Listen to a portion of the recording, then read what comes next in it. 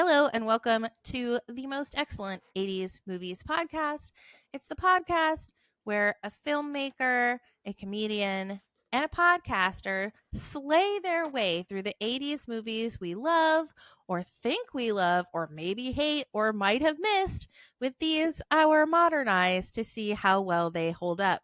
This is Dragonslayer, a movie selection from 1981. I've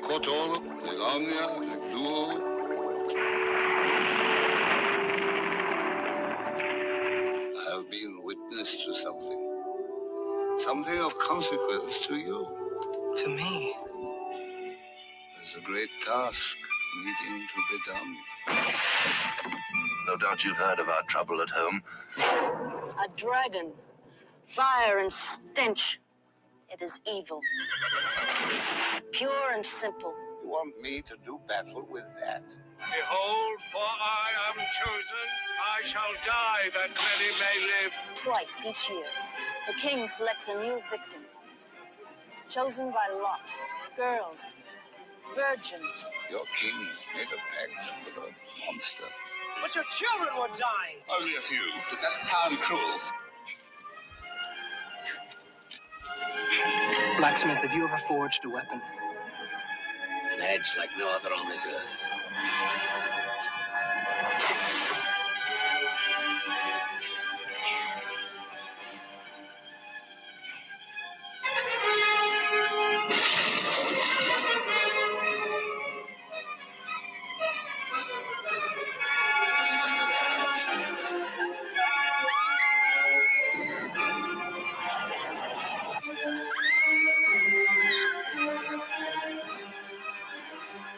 Dragonslayer.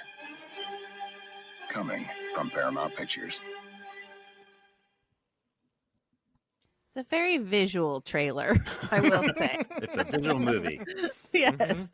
I'm Chrissy Lenz, director of NCT Phoenix Improv, this podcast's official comedian, and with us, as always, is Nathan Blackwell, filmmaker. That's all I am.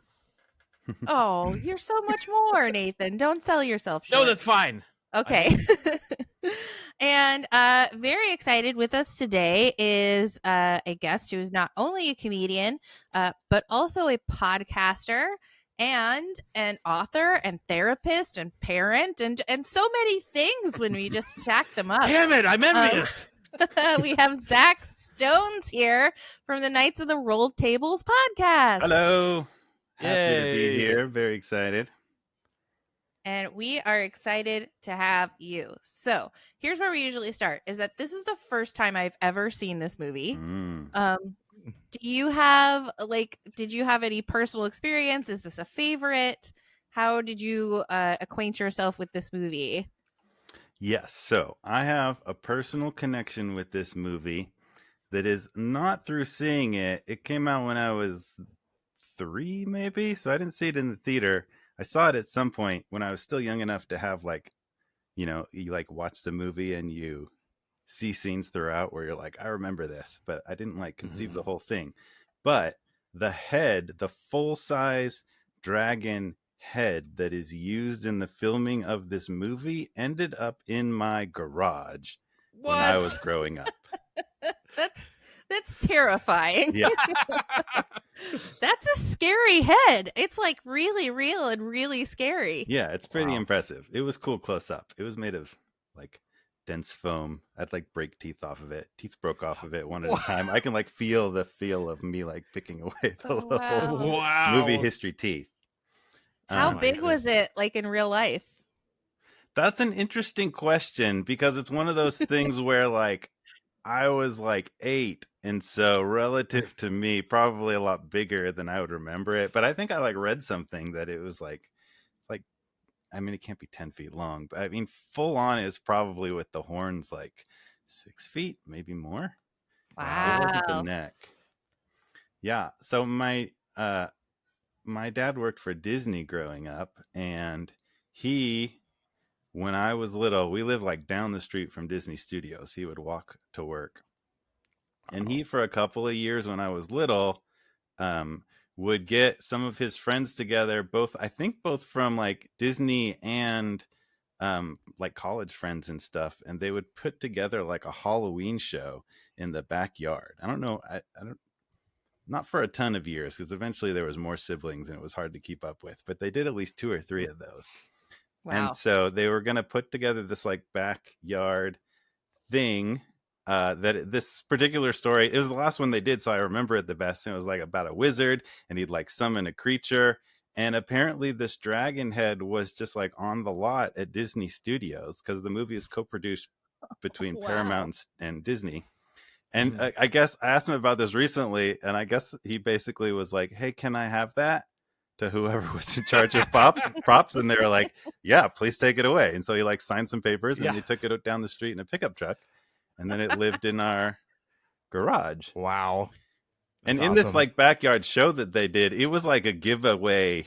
It wasn't like the main thing of the show even. It was like a giveaway joke where like it like roared from off stage, and then they like wheel the head in a window, and the wizard like threw it a bone and then like wheeled it out. And then it lived there for like years and years. Yeah, that's awesome. Mm-hmm. So I see why you chose this movie. Yeah. In terms of like, do you have a personal connection with a movie? Yes. Which is weird. When I was watching it, I was like, ooh, I don't know if this is a movie that people know, because like I have no concept of that. It's obviously a movie I know for that specific reason. Oh but- yeah, it's part of your mythos. Mhm. Yeah. Yeah. Yeah. Well, this was definitely a movie that was on my radar for sure as like a dragon enthusiast, you Mhm. know. And this, I think it was at the end of high school that I saw this movie, but I remember this being then and for a long time like the gold standard of Mhm. like movie dragons, you know. And I felt like it wasn't until you know, much later. I mean, for a while, it was the gold standard Mhm. for movie dragons. Yeah. And so obviously it was like a practical puppet. So then it's stop motion. Well, it's like I think they had 16 different versions of it. Mhm. Like one that would like crawl, and one just for like the close-ups of the head, and one for like the flying. And so from what I read, they spent about a quarter of the entire movie's budget just on the dragon effects. You Mhm. know, and I feel like that was money well spent, Mhm. Yeah. because that's the thing that it's known for. Yeah, but you Certainly like not needed Peter more of that McNichol. dragon. Yeah, get that dragon out there. You paid a lot of money for that dragon. Let's have Yeah. it prance about a bit more Yeah, than we get to see it in the actual movie. Yeah, it definitely, it has that like horror movie, effects movie, like 80s era of like, we can't afford to show this too much. And so we're going to be like very tactical in like show it. Like the first scene that it's in is just like a shot of the claw, a shot of the tail dragging along. And right. It's like Jaws. it would have, to where, yeah, it would have cost way too much to show it more probably. Yeah, to show it all the time. It would have been nice if because we don't really get to see a good look at it until about like an hour and 20 minutes into the Mhm. movie. It's only an hour and 45-minute movie, you know? Yeah. But yeah, when it does show up, it like delivers. Whereas like in Jaws, like when we finally see the shark, we still only get tiny little glances of it, Mhm. you know, Mhm. because it was still a little dodgy. And the scariest thing about the dragon to me is like when you first see it like in its like entirety, the bigness of it, and it stretches out its like finger wings, Mhm. and they're like these crazy hand wings. Ugh, they're so creepy. And I was just like, it's got hands. You don't get hands, dragon. Ugh. But basically the movie is the story of a little boy wizard, or I guess like what is he, like 20, a young man wizard who is the apprentice and then has to take over for his boss to go on a journey to slay a dragon for some people who are fed up with this dragon nonsense. Mhm. And I love the beginning of the movie when we meet the old wizard. Yeah, he's so good. He's just over it. Yeah. It's Ralph Richardson, who you've probably seen in Time Bandits, which is definitely a movie we've got yeah. to cover, as the supreme being, and he's just so great at this deadpan, dry humor. Mhm. Yeah. He's so good. And it is humorous. This movie is a comedy, I dare say. It's like a horror comedy. Because, like, legit, there is, like, nightmare fuel in this. You know, not spoiler, but, like, people's hands get eaten off Yeah, they do. by baby like- dragons. Yep. Baby dragons are just like running around with her feet. Yeah. Oh, my God. Yeah. Oh, that's something it was like, because I haven't seen it in forever. But there were definitely these strong images that I had, which one was the dragon, like the full shot of it breathing fire, and then the whole idea of having a shield made of dragon scales, so it was impervious to fire, but just like the real gnarly, like, babies and dragons just eating people, you Yeah. know? And it's not like chomp. It's like slowly eating people.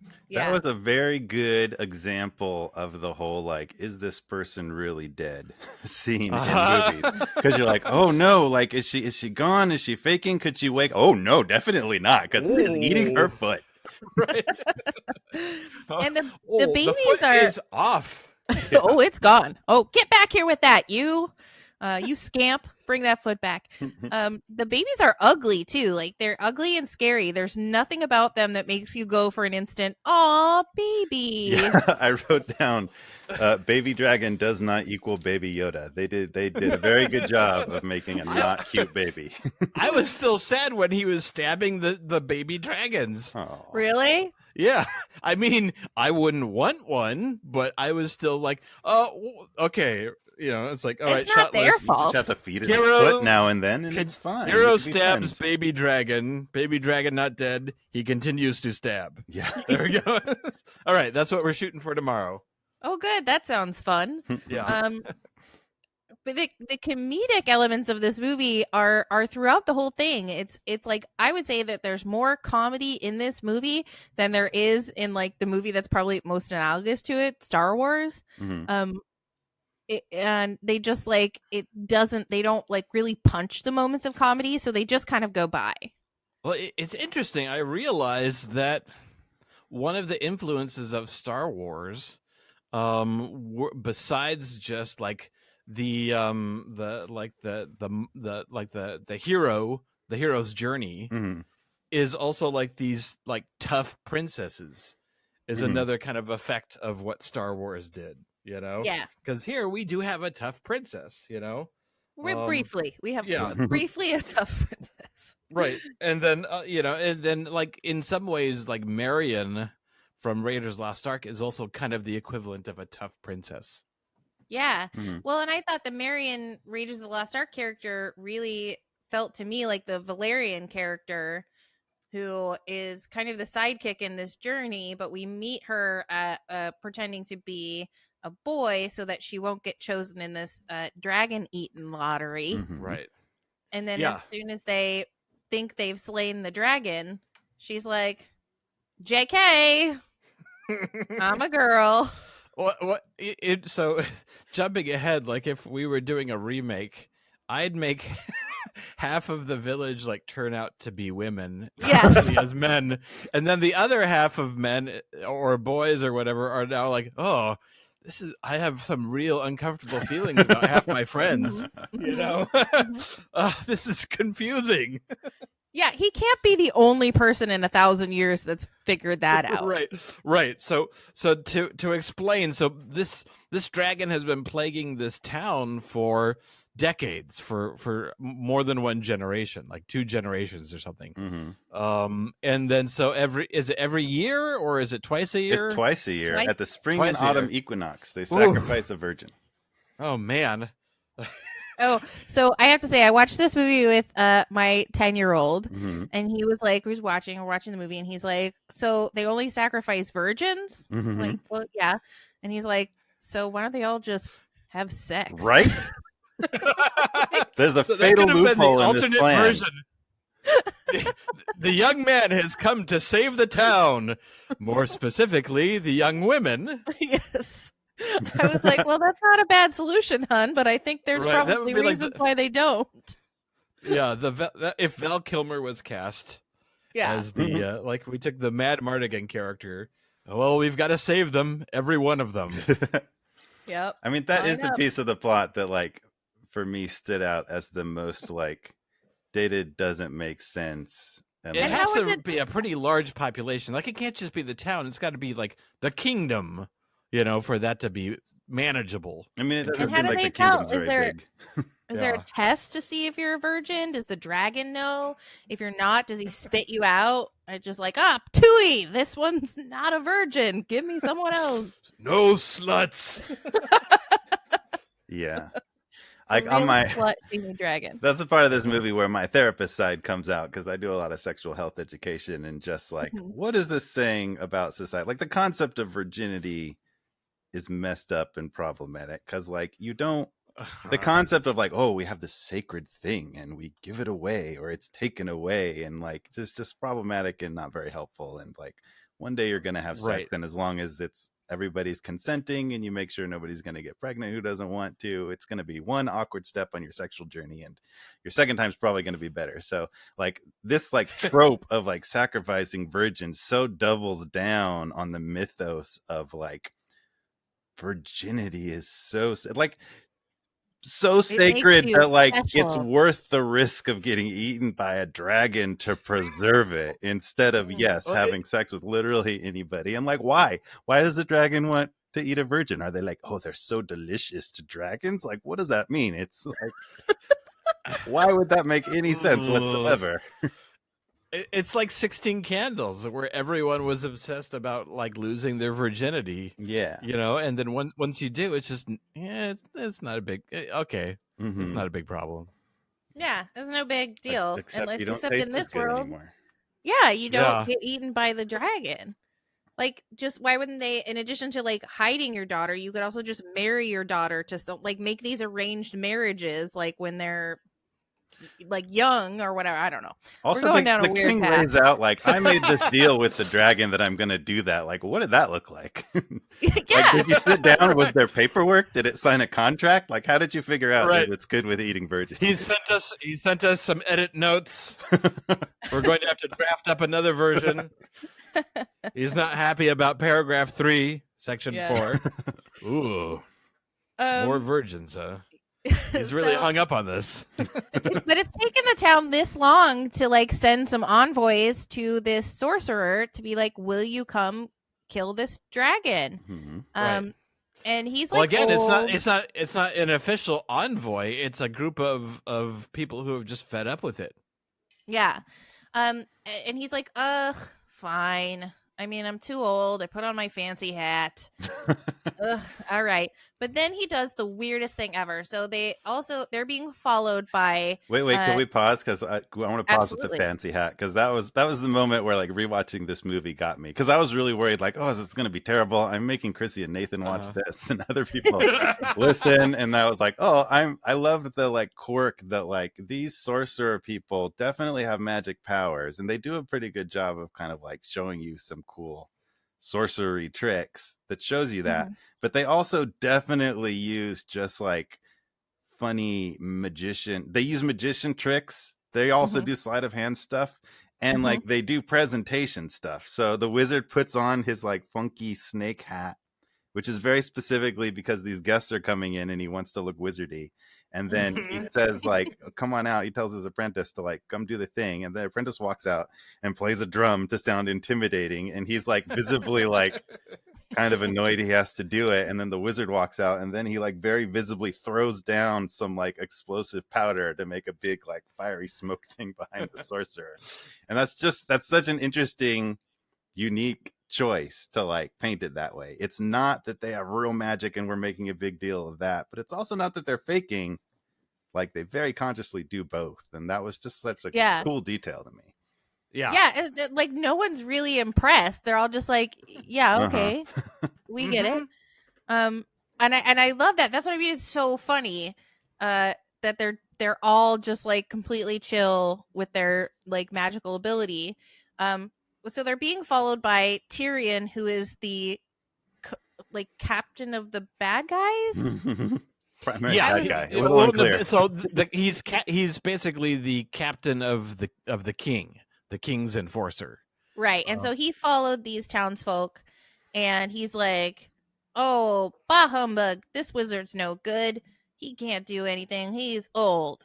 Yeah, it's interesting. I mean, he is in a lot of ways the human bad guy, but Mhm. he's also basically just doing what the king's bidding. He's Yeah. he's not, if you had to make him like in a role-playing sense, he would be lawful Nathan? evil. Like he has rules and laws he follows. And so what he does is not out of the joy of killing people, but it's out of his belief that it's right for the kingdom. He thinks that these wizards are going to screw up and that the town is going to get burnt. And guess what? That's exactly what happens. Mm-hmm. But he is a dick. Yeah. So yeah, one of the things I was reading is that, and you just mentioned the character Tyrion.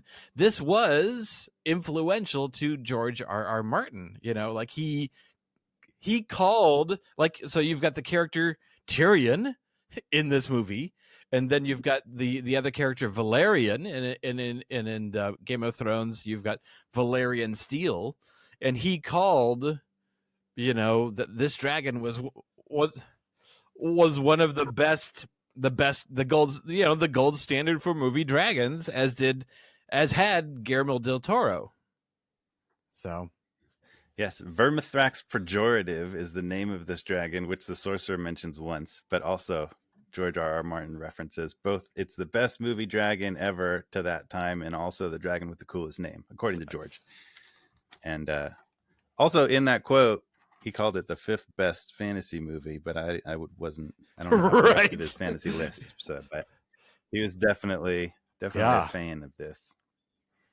And it really is like they use they pull out all the stops in terms of filming the dragon in different ways in the best way. So sometimes it's full size model, sometimes it's stop motion, sometimes it's green screen. They really definitely do a lot to use all the effects of the time. I mean, it's like watching a movie like this, you're really like, I'm constantly thinking of putting it into context of like Star Wars, Alien, Jaws, like where was it in time with those movies? The effects were by ILM at the same time they're doing Raiders of the Lost Ark.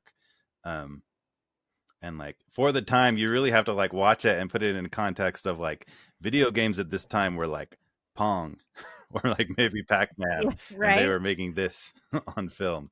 It's pretty impressive. Yeah. And it was nominated for like a bagillion Academy Awards and lost them all to Raiders. Yeah, it was visual effects. There was only 2 nominees. It was this and Raiders of the Lost Ark, which it rightfully lost to. And I saw it was also nominated for score and lost to Chariots of Fire, which, yes, fair. Yep. That's a better score than this. But, it was in there. They got to go to the award ceremony, probably in the balcony. Yeah. And I bet that was really fun for Peter McNichol. Who, by the way, I feel like in the beginning scenes does a really impressive Luke Skywalker impression. Like the way he talked was like, This is literally like not Mark Hamill, but like Mark Hamill playing Luke Skywalker in the first movie. There's just something about the way they speak with this. Right. And discount Mark Hamill. That's why they cast him, because there's no other reason. It's because he is that type. And he's sort of goofy, like he's a little bit overblown. Mm-hmm. He's like, I am the sorcerer you seek. What? So they kill his mentor by like, he's like, yeah, I got this trick dagger. You can stab me in the heart and I won't die. And so Tyrion's like, sounds like fun. Stabs him in the heart. He dies. And everyone's like, oopsie doopsie. Let's go home now. And it turns out all of the power is in a necklace, in an amulet. And you don't really have to have much special knowledge. As long as you're wearing the necklace, you can make things levitate, let's say. Well, so also like to make everything make sense in terms of like, why did he because he didn't just say, go ahead and stab me.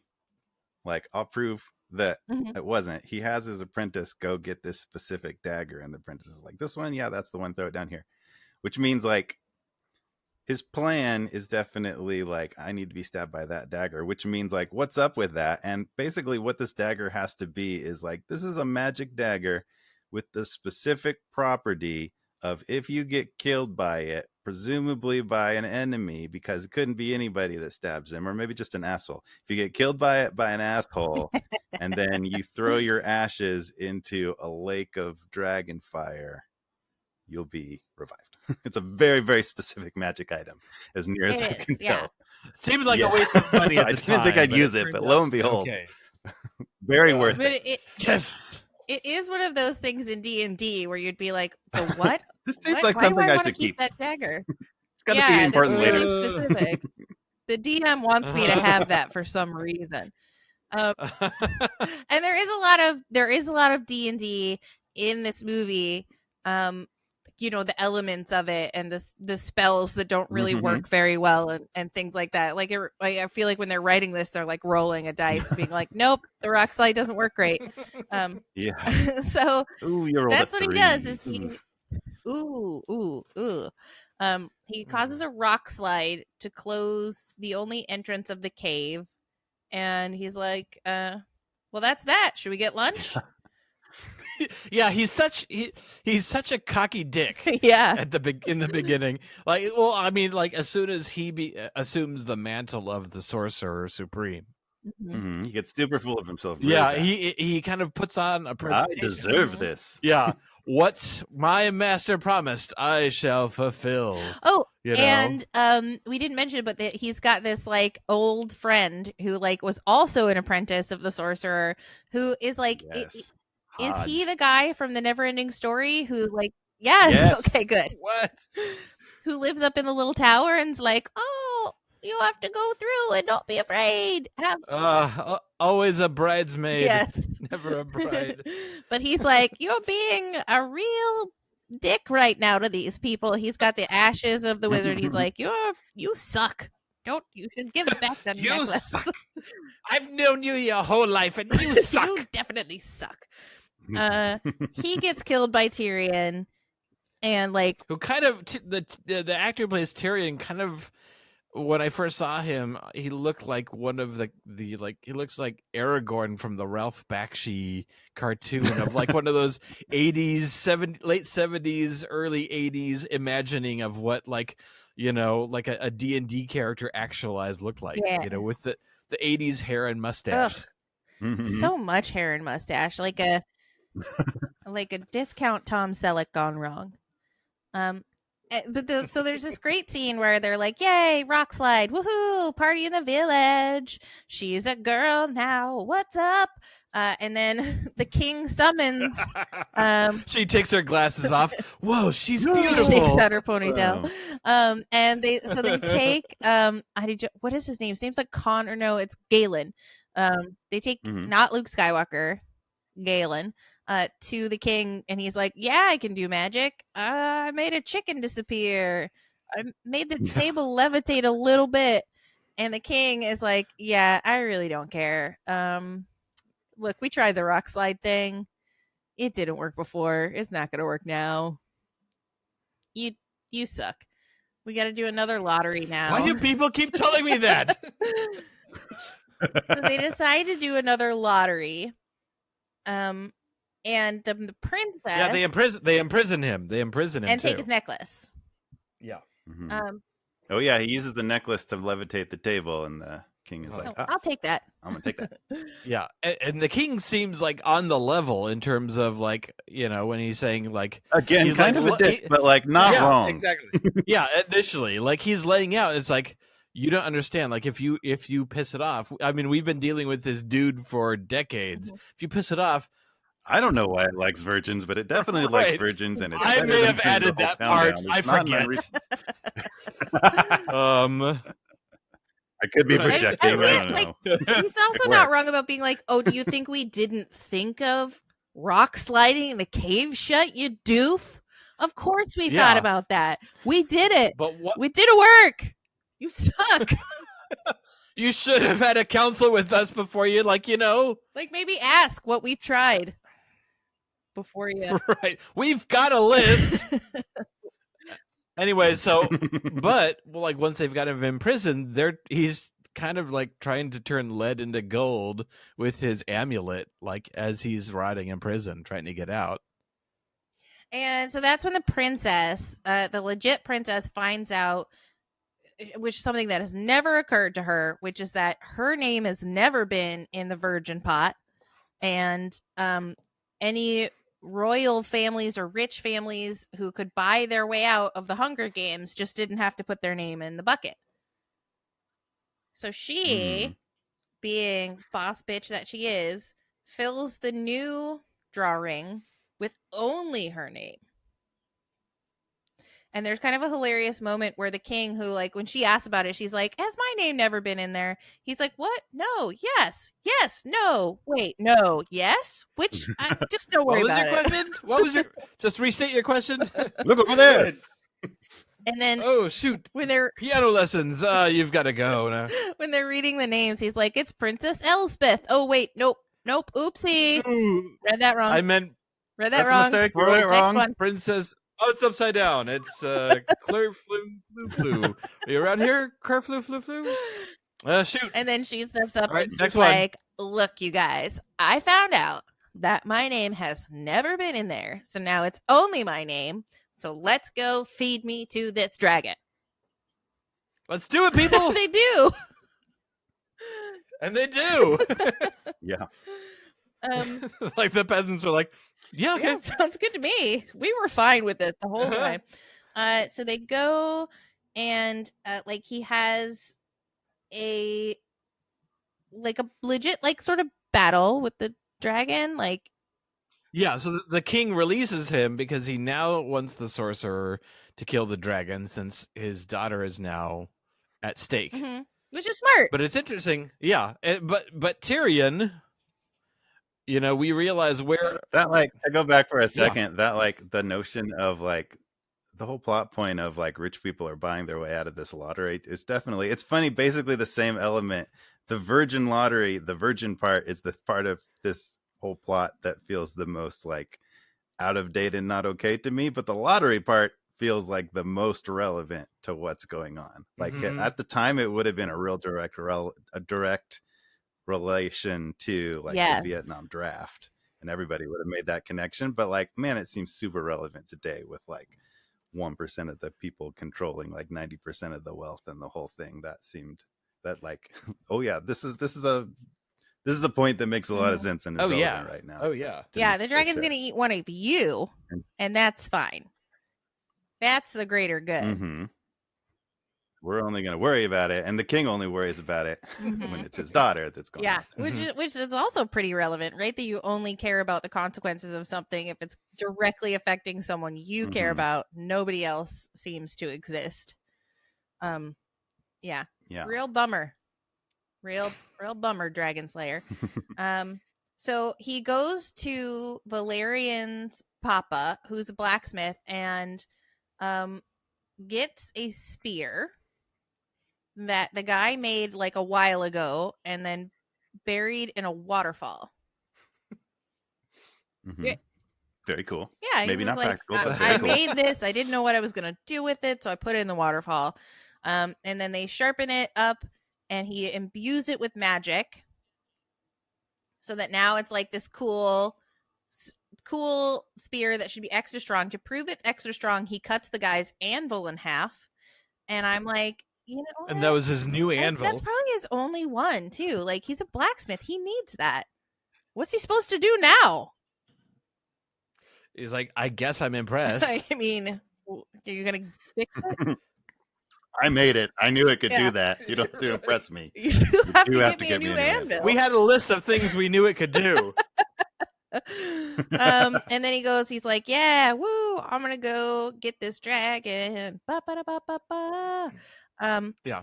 And Valerian's made a shield of all the discarded dragon scales that have been just kind of left about. And good for her. Like, that's smart. She did a great job.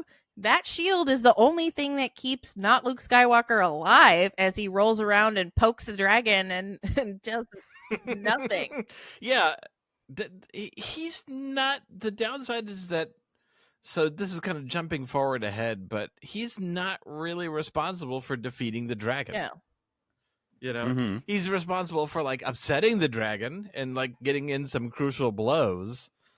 But it's not. So the what happens is that the old wizard, the master wizard, returns. Yeah. Right. Yeah. There's so the Mhm. old guy from Neverending Story had told him he tells him when he's dying. Somebody tells somebody at some point that You the gotta take ashes the will ashes. go in Mhm. fire, in water that's on fire. Right. Right? Either the old wizard or the old guy from Neverending Story. Hodge. Yeah, Hodge, the old guy from Neverending Story, knew that and was trying to take him. And then when he got shot, which was actually a very It is. heartbreaking It's scene, very the way sad. they reveal that he's still walking along with a arrow. That was a Mhm. powerful moment for me. Yeah. He knew, but Galen takes the ashes and kind of It- only figures yeah. it out later. This is after water he's that's on been- fire. It really does He take did. him a long time It's to figure it out. it's a tough needle to thread to where you can't give away an important like reveal in the ending, but that also means that the hero can't know, which is usually bad planning on the Mhm. person who needs to be resurrected or some important thing exploded at the very end of the movie. It's like, man, that really could have gone the wrong way. It's like anytime they say in any movie, you'll know the moment. No, dude, just tell me Mhm. right. Just tell me the moment. Is it going to be when the window explodes? Is it going to be when like the sun rises? Like, please, more specifics, because I'm going to get nervous and I'm going to press the button. Yeah, and that happens too. So they bring the wizard back to life, and he's like, "Oh yeah, I knew I didn't want to like mess around with any of this crap. Virgin Yeah. crap. I just wanted to get here at the end. Thank you. I'll take care of it from here. Oh, by the way, hold on to this, and like exactly what you said, you'll know the moment. I'm not going to tell you anything more than that, but you'll know." And then he's down on the ground with Valerian, who's like got a rock. It's like, well, let's smash it now. And he's like, no, wait. And I don't know. Let's smash it now. No, wait. Now? No, wait. And then the sorcerer is like battling. Really cool. Like the dragon is flying and it's swiping and it's doing its thing. It grabs the sorcerer and flies up in the air, and then he's like, now, please. Yeah, I guess. Yeah, and then the sorcerer is like, Jesus Christ, now already. And then they smash the amulet, and he explodes. So Chrissy, let's do the scene where the wizard at the beginning of the movie. You're the wizard. I'm the boy. So you're explaining, but you actually tell me the whole plot of what's going to happen. So this includes getting stabbed. Okay. All of it. Okay. All right. Now your Yes, miss. your apprenticeship, your internship is almost at its end. Oh, thank Your goodness. final exam is going to incorporate some unusual practical elements. First, I get stabbed in the heart. I die. What? Yeah. No, it's great. You're gonna love it. Then you go on a journey with this old guy who hates you. Yeah? You meet a boy. Yeah. Oh, I know that. You meet a boy. Oh. It's really a girl. No worries. You're gonna not kill a dragon twice. Uh, All right. You meet another girl that was a girl the whole time. She's irrelevant. Don't worry about that. Okay, so then oh. I'm gonna show up at the last minute. Do either of them like me? Oh yeah, one of them does. I won't say which. Sweet. I won't take that from you. Yes. Also, we don't really know why. Doesn't seem like there's much to like. She'll love you, but Yeah, you won't you'll have to even really get earn to- it. Sweet. You'll get to like peace out after you Yes. fail to kill the dragon the second time. You'll be literally the first man who has recognized that she's a woman, Yeah. so that will be in your So- favor. So you're gonna die? Oh yeah. Oh, but no. Also no. Yes, and also no. You toss my pouch into the water or fire, and then I'll come back and I'll just handle it. Okay. All right, but you can't forget. All You right. can't forget that part. Okay. Which part? Toss. Which yeah, part? Are Are you still thinking about the girl who was a boy? No. Focus on the ashes. Okay, the ashes go in the water. Just at the end, and then you'll. This is a really. Yeah, you'll know the moment. And then we're done at that point. Then we're done, right? Ish. Okay, so you're just gonna so you do know what happens after that, but you're not gonna tell me. It's because that's my actual final test, right? Because then I do something important.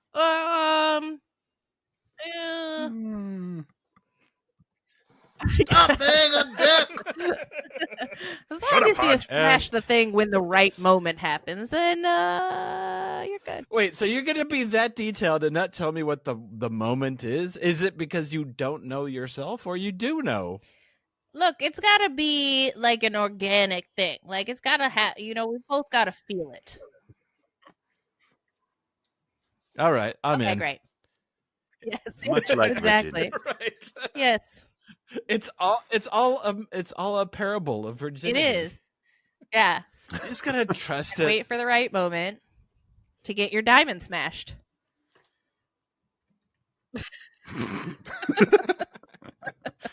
Nailed it. Oh, and then there's also a religious subplot. There's like That really just kind of comes in quickly. yeah, it comes in quickly and leaves quickly. With Ian McDiarmid. Yeah. Who played the Emperor, and that's pretty much his two roles. He was in like 4 movies with similarly small parts before this, apparently. And then right after this, he became the Emperor of Star Wars, The Emperor. Yeah. I didn't know that. But in this movie, he's in as a priest for like 10 minutes, apparently to establish that Christianity is a thing here, as near as I could tell. Yeah, it's a weird subplot. So then, like, once the dragon's dead and it's like really cool, very gross, rotting corpse is like all over the place. Like the religious people show up, like not Luke Skywalker and his girlfriend are just standing there, like poking it. And the religious people show up and they're like, "We did it. God did it. We asked God to do it, and He did it." But the best part is when the king shows up and kind of like steps out of the carriage and like, takes off his like comfy cozy robe and like goes up to it and like gently stabs his sword into it. All hail the Dragonslayer! It's like we all saw that. Like gets his picture taken. Yay! And then he just like doesn't even want to touch the sword. He like hands it over and it's like, ew. Let's go home. So everybody claims credit, and then not Luke Skywalker and his girlfriend they just walk away, and she's like, "You miss your sorcerer friend, don't you?" Yes. You miss your magic powers, don't you? Yes. Well, too bad. Right. We're gonna walk someplace. I like that a lot. I don't know if I would have liked that in the theater if I went to saw like an awesome dragon slaying movie, but like that's definitely another one of those unconventional choices that I found very charming. Like the notion of like you're expecting the big hero battle and the kid's gonna rise. You're expecting the hero's journey, and like they subvert that. And actually, Obi-Wan comes back and slays. Fuck you, blows up the Death Star for him. Boom! Yeah. And then Luke Skywalker is just a farm taking your boy sword who was back, like, kid. I guess I'll go figure it out. Give me back my sword. Exactly. No.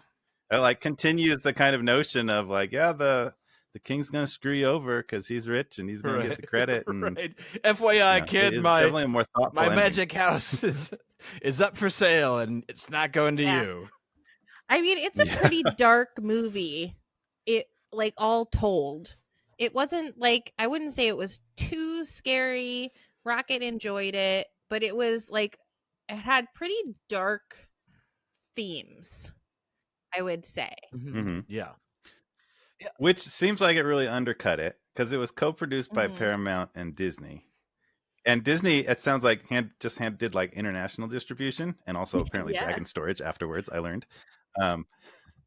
But like, I think it sounds like word really got out that like, oh, Disney movie, Disney Dragon movie, and so definitely people were expecting Disney movie, and it is not a Disney movie No, of the expectations of the time. yeah, the best things about it are things that adults would appreciate more than kids, for sure, and that kids would be traumatized, and but that's okay. Yeah. As I've said before, a little trauma is good. At least in I don't know. movie Zach's a form. therapist. He can confirm that.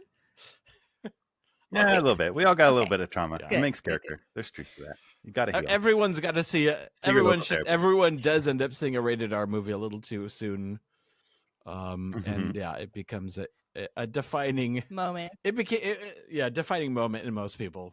Well, yeah, we talked about that a little bit with 16 Candles, where it's like I'm fine with my 14-year-old seeing this movie, but we don't need to be in the same room. While it's happening. Yeah, and Rocket liked this movie. He wasn't too freaked out by it. Like, and it's rated PG, isn't it? Yeah, it's still pre-PG-13. Yeah. Okay, so let's talk reboot, remake, recast. What are your thoughts? I think this would be a great movie to like sort of polish up a bit. What do you think, Zach? Something I found like disturbing of the times, like not disturbing, but like hard for me to believe is I was looking up like, okay, so like what book is this based on? What's this based on? And like I couldn't find anything and was like, wait, is this actually an original story? Like that's unheard of these days that you would make a movie like this that's A not series based of books, on yeah. source material. But I think it's original. I love that. Yeah. So what do you think there's remake potential? Like, can you see it? My take is that not necessarily a direct remake of this movie, but I think we are very ready for the modern dragon movie. Like, I think most people seeing this movie and even walking back on it, the question on everybody's mind is like, can they pull off the dragon? Yeah. And for sure they did for the time. And like, we look back on it and like, no, I can see the lighting's wrong and that stop motion and all that. So, and I think, I mean, Game of Thrones for like petering out at the end definitely proves like, no, we can do dragons on film real well now. And I really feel like we need a dragon movie, but also like I would relate that to like fantasy movies. The whole fantasy genre is so like wedded to like the Tolkien setup, and it's like gotta be epic and it's gotta be huge and it's gotta be hero's journey. And I would argue like we need a fun dragon movie. Yeah. Which I think like Guardians of the Galaxy did kind of same thing for space movies, which are always either like epic or like very sciencey or like horror movies like Alien. And Guardians of the Galaxy came out with like, no, people just want to see like awesome fun stuff happen in space, and they don't have to worry too much about the science as long as there's like fast talking fun characters. And so I really want that, like a fun group of kind of like misfit, adventurers that have to fight a very evil dragon is what kind of like almost like if they did a slightly more modern fun take on Willow. Yeah, Willow's kind of in that, which is a little less hard into the Tolkien fantasy, a little more of its own fantasy. I mean, they aren't the classic like elves and dwarves and all the different structure that you get in the like classic Tolkien fantasy. But yeah, the idea of doing, I mean, that's just how my mind works is doing kind of like the Thor Ragnarok version of whatever I'm watching. Yeah. This was very Willow. Like it had a lot of Willow feeling. Just in the like, is this as gross as I think it is? Yes, it is. It's as gross as I think it is. For sure. So that kind of ties into like how I would like recast it for like a reboot, which would be to sort of lean a little bit into the blundery comedy-ness of it. So I would cast as the older wizard a David Tennant or a Michael Sheen. Ooh. And nice. I would have as the young hero and Valerian, so as Galen and Valerian, interchangeably either Millie Bobby Brown and Flynn Wolfhard, who like, so maybe it's the girl who's the sorcerer and he's a boy pretending to be a girl or something. Like if you could gender swap it. Or, do you just stick with it and Flynn Wolfhard is the goofy, can't really be a good soldier, and Millie Bobby Brown is the... Yeah, you could almost do like they only take men seriously, and she's kind of like the Cyrano de Bergerac, kind of telling him what to do. Yeah, you know? yeah. And then like you just get a little bit more of the comedy, and I think making them younger might like make it a little bit more fun. So that was my thought.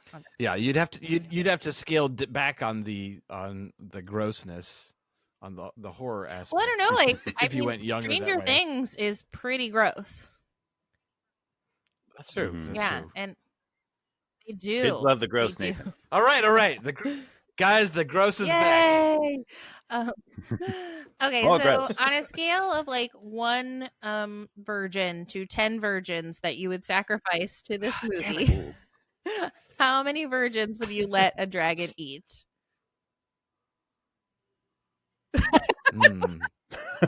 Wow, you really overturned the rating system right there. Oh, I'm not sure the implications of this you answer. really complicated things. Okay, I have to think. Okay, purely on a scientific level. Okay, right, logic. All right. I 4 years worth of delicious virgin. right. That's 8. Damn it. I'd say out of 10, I felt like there were the movie definitely started off as an 8, but it eventually ended up like at a 6.5 for me. With some things not holding up as well as I was hoping, and then just sometimes like the not Luke Skywalker, Peter McNichol. Oh, we didn't even talk about Peter McNichol. We got to talk about Peter McNichol. 6.5. That's my All right. answer. We're gonna talk about Peter McNichol. I just thought it was so weird. He was such a weird choice. But anyway, good for him. He slayed a dragon. See you later in Ghostbusters 2 and Ally McBeal, I guess. Yes. All right. What's your rating, Zach?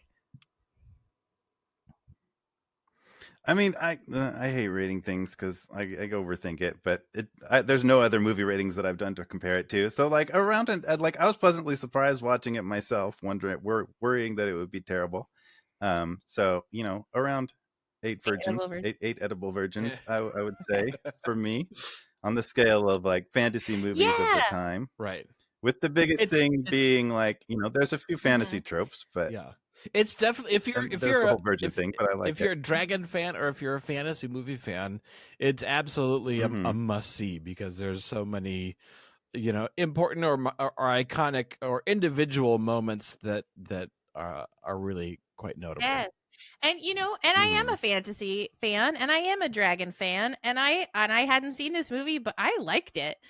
It was fun. Like even and that's kind of the measure that I like to use is how fun is it to sit down and watch this movie again as an adult or even like with a 10-year-old. And it was pretty fun. Like we weren't like glued to the TV. I think we were both sort of doing other things, but we liked it and we found plenty of things to talk about and laugh about and joke about and be like, wait, did he just say, are they really doing this? Is that the plan? So I'll kind of split the difference between the two of you and give it a 7.25. So 7.25 virgin. So many virgins. I thought it was fun. 7 virgins and 1 foot of a virgin, but she's a princess. She'll always be a princess to me. It was a fun watch, and it would be a fun rainy day, like you're also doing a puzzle or something. It's a fun surprise because you maybe like you look at the box art, and even though I am very warm on the movie, but you're maybe kind of thinking it's Krull, which is a little more of a B movie, but it ends up punching above its weight. Yeah, I was expecting Krull. I really was. Okay, so what is your deep cut recommendation? As we all know, like Netflix will and Amazon, they'll say, if you like that, you should watch this. So what's our cut that's like maybe 2 pages over from the initial recommendations, like tied to it and yet not, and then a little further off the path?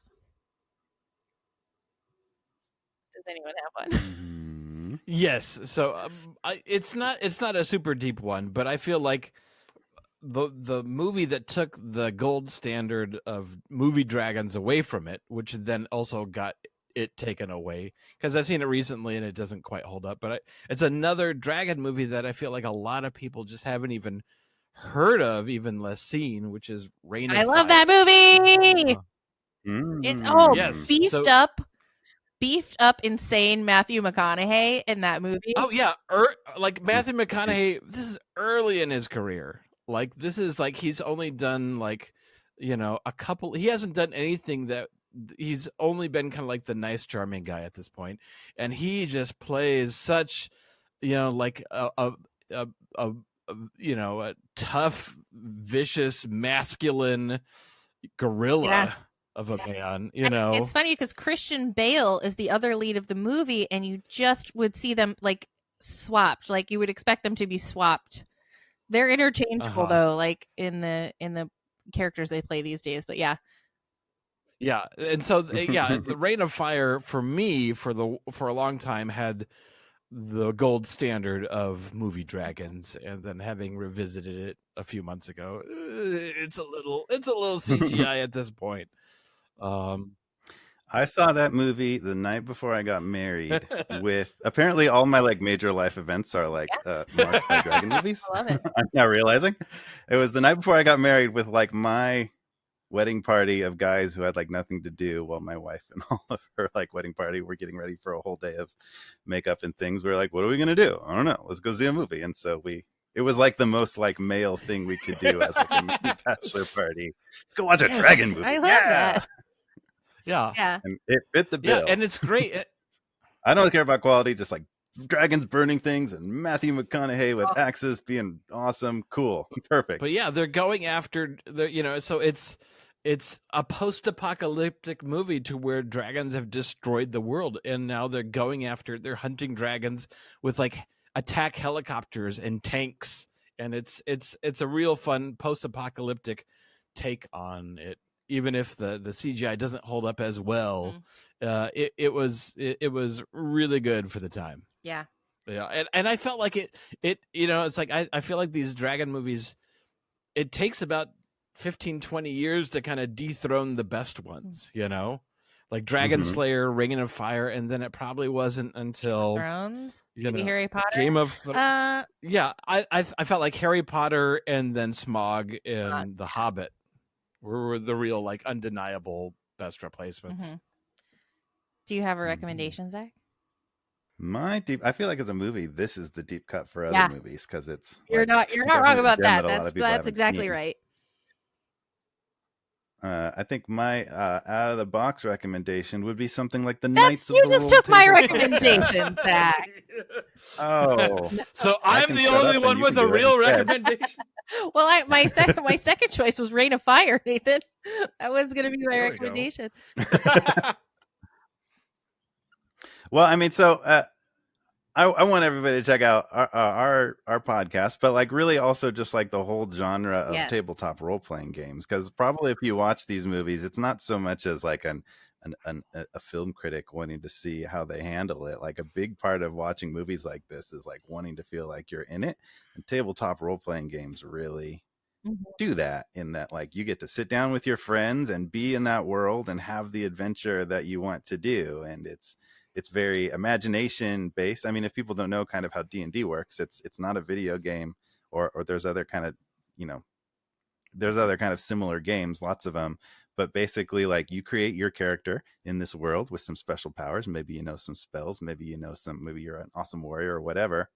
And the dungeon master or the game master says, okay, so you're in this tavern, and this like old wizardy guy comes in and says, there's this monster in the hills, and then you just decide what you want to do, and you create the story all together. It's like improv, but there's more kind of like epic storyteller structure to it. And then also you roll dice. So sometimes, even if you want it to be awesome, sometimes you roll a 4 on the rock slide and trap on the bringing the mountain lands.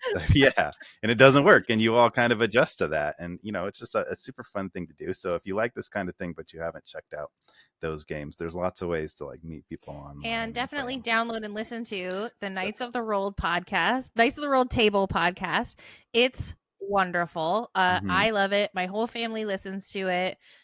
This is a not your average D&D gaming podcast, because it is some of the most hilarious improv comedians that you could ever want to have at your gaming table. Everyone's funny. Oh. The stories are great.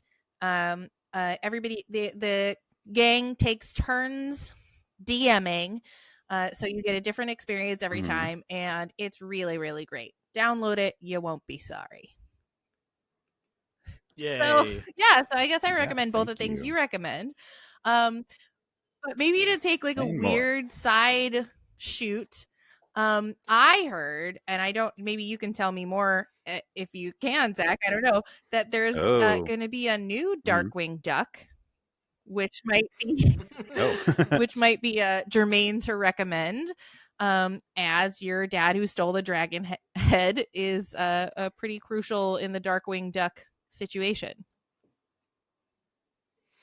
I thought you were going to say there's going to be a new Dungeons and Dragons movie, which there is, because the old one know that. terrible. Oh, yeah, so they're casting. They just cast the other day. They cast Chris No. Pine for a Yeah. Dungeons and Dragons movie. Oh, So that's out there as like, ooh, that could be that like funny adventure dragon movie that we were talking about. Or it could I be like terrible. Chris Pine. We I shall think he see. makes good choices. What? But yes, Darkwing Duck. So yeah, my dad at Disney, his history.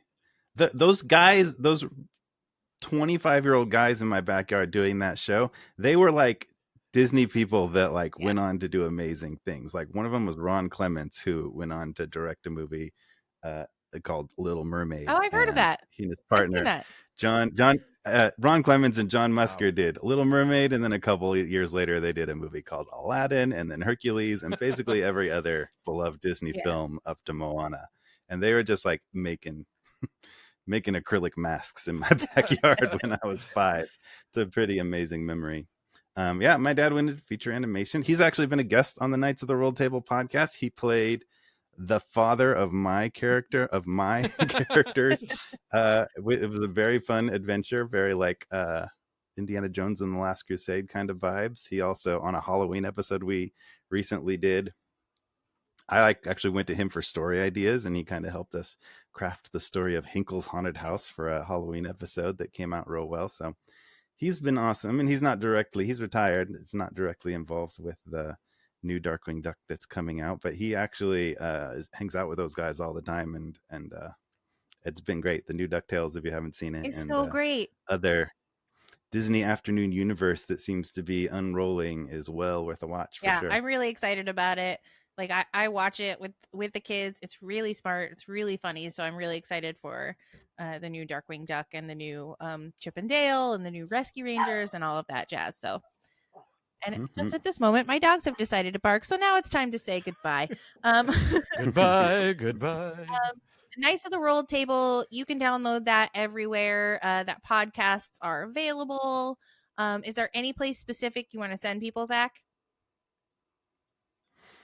Not, I mean, the rule of podcasts, which I'm sure is true of your podcast too, is that Apple iTunes kind of runs it. So if you want to give a podcast a boost, leave a rating and review on iTunes specifically, and that helps other engines pick it up. But if you want to come hang out with us at Roll Table on Twitter, and we have a Discord and other ways to connect with us, we'd love to chat with you and hear what you think and talk D&D. We have a Discord where we can exchange dungeon mastering ideas, and Jeff Frank also has a random thread about how to make pizza, and yes, it's a good time. If you want a to good come thread too. Jeff Frank is one of our upcoming guests. Excited about that. Yes, much funnier.